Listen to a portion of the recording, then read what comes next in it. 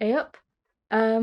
So we're coming up on the summer solstice, and this one just felt appropriate. So it was put to music by Peter Bellamy in 1970, but it's actually based on a Rudyard Kipling poem from 1906, which in turn is based on a combination of sort of Celticist interpretations of the importance of various trees, the actual uses of various woods, and a book from about 1136 called The History of the Kings of England, where this guy Geoffrey of Monmouth basically makes up a load of history.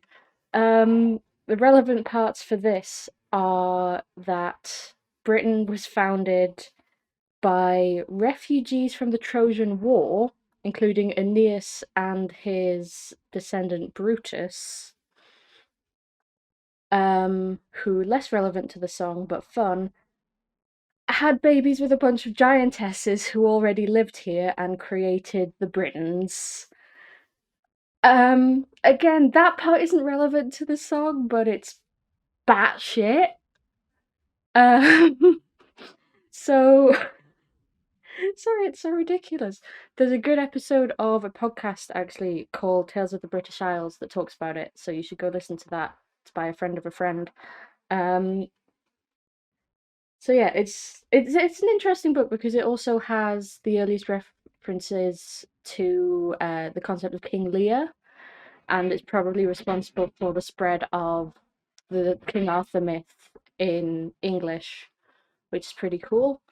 Um, but yeah, it's a song about trees. It takes from the tradition of wassailing songs, which are basically it's no longer cold, let's get drunk and sing about trees.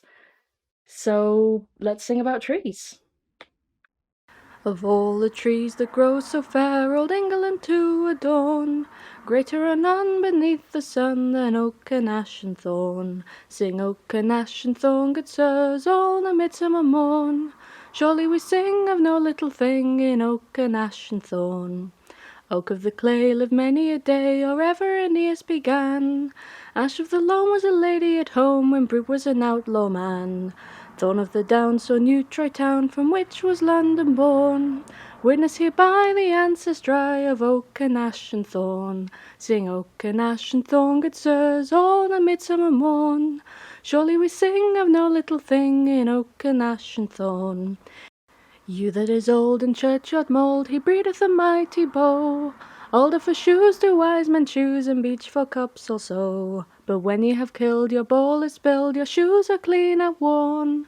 Back ye must speed for all that ye need to oak and ash and thorn. Sing oak and ash and thorn, good sirs, all the midsummer morn.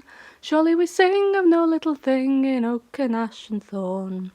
Ellum she hateth mankind, and waiteth till every gust be laid, to drop a limb on the head of him that anyway trusts her shade. But whether a lad be sober or sad, or mellow with ale from the horn, he'll take no wrong when he lieth along neath oak and ash and thorn. Sing oak and ash and thorn, good sirs, all the midsummer morn. Surely we sing of no little thing in oak and ash and thorn. Or do not tell the priest our plight, or he will call it a sin. But we have been out in the woods all night, a conjuring summer in. We bring good news by word of mouth, good news for cattle and corn.